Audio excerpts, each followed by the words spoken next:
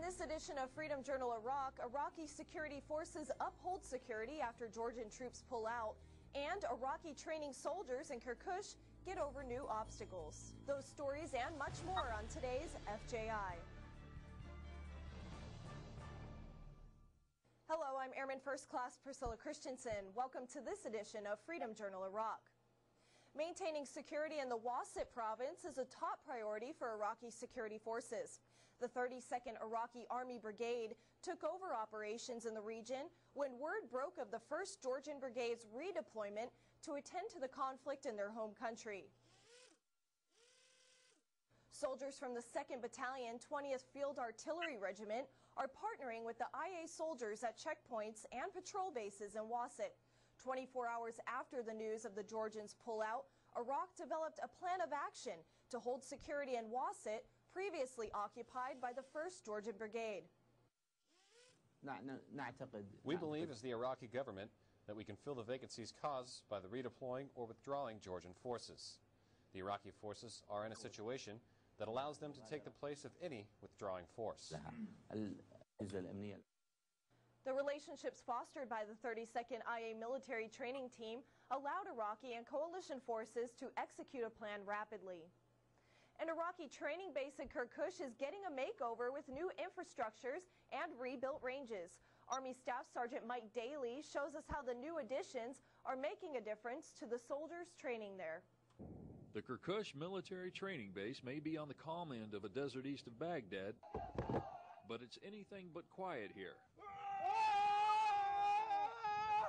Iraqi soldiers, or Janud, are hitting the new obstacle course with gusto. It's part of the new division training center here.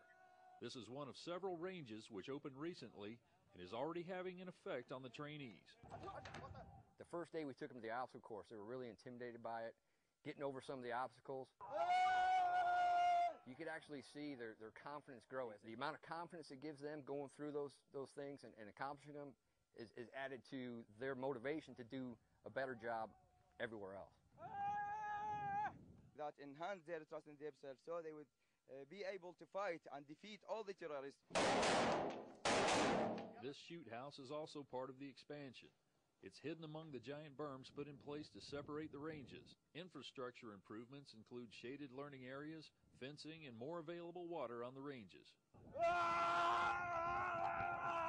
Some of the Janud claim they have already mastered the obstacle course. They also claim they're in good physical condition. You tired? No. I can do it in like 3 or 4 times. From the Kirkuk military training base, this is Army Staff Sergeant Mike Daly.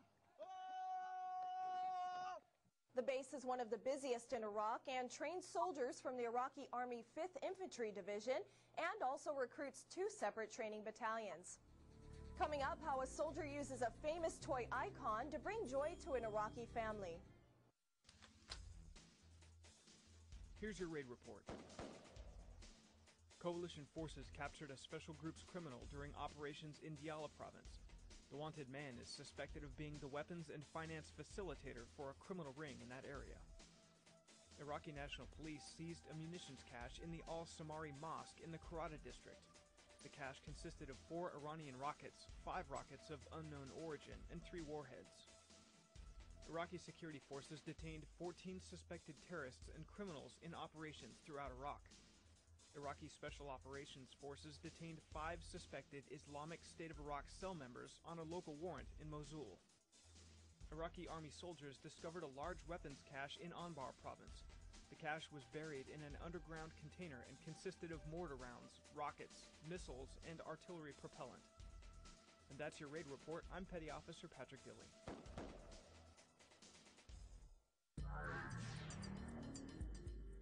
Here are the latest Operation Iraqi Freedom headlines. The Iraqi government said it hopes to have 60 foreign embassies opened in Baghdad by 2009, including 7 Arab embassies due to the security and diplomatic improvements. The Congressional Budget Office reports the military's dependence on contractors is unprecedented. The report also states the price of contracting is equal to the cost of recruiting, training, and outfitting military equivalents.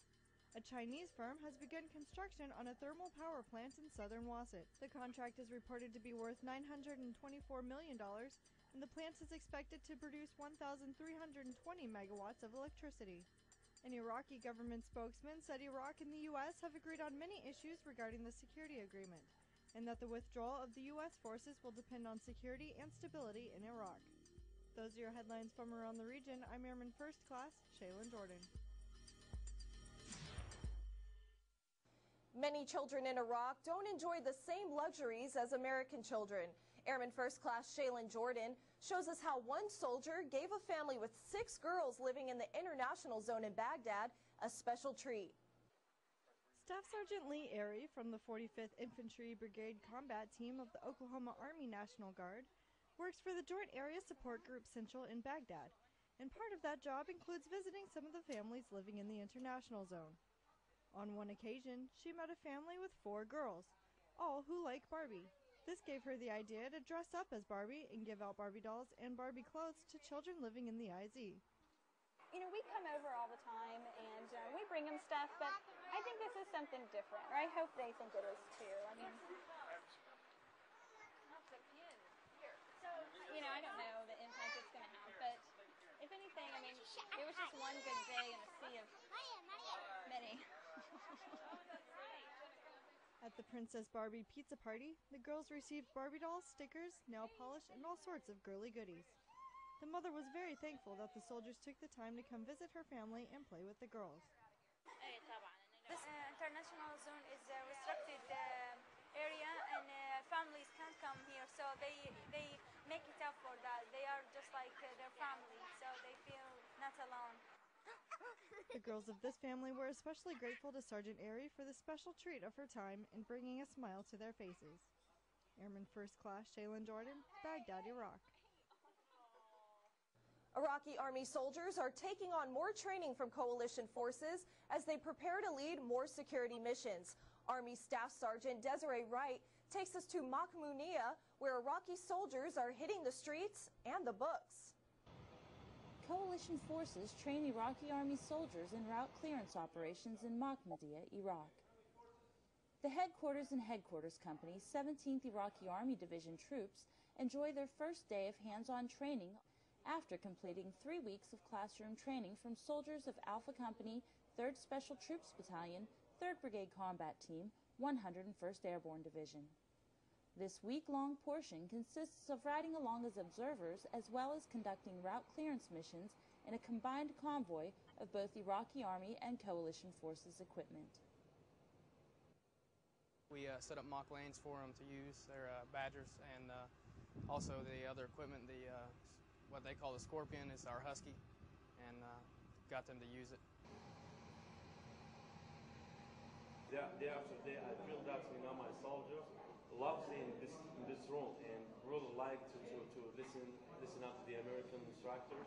And day after day, find out my soldiers keep looking for just like more and more formations. And yesterday, all my soldiers came to my office and told me, "Hey, sir, talk to the American side to let us doing it to be real outside war, to be as real, not just formations on top." From what I saw, the gunners were doing the right things. The trucks had good spacing. You guys did a good job. They're definitely learning, and they'll be able to pick it up and take off with it. It's a needed step, and it will let us close this fight out. The Rakistans are currently transitioning their responsibilities to the 17th Iraqi Army Division. Reporting from Forward Operating Base Mahmoudiya for the 3rd Brigade Combat Team, 101st Airborne Division Rakistans, I'm Army Staff Sergeant Desiree Wright. And that wraps up this edition of our program. Be sure to log on to mnf-iraq.com, where you can learn all about the progress coalition forces are making throughout the country. If you have story ideas, we'd love to hear them. Just email us at fji@iraq.cencom.mil. From all of us here at AFN and Freedom Journal Iraq, thanks for watching, and we'll see you next time.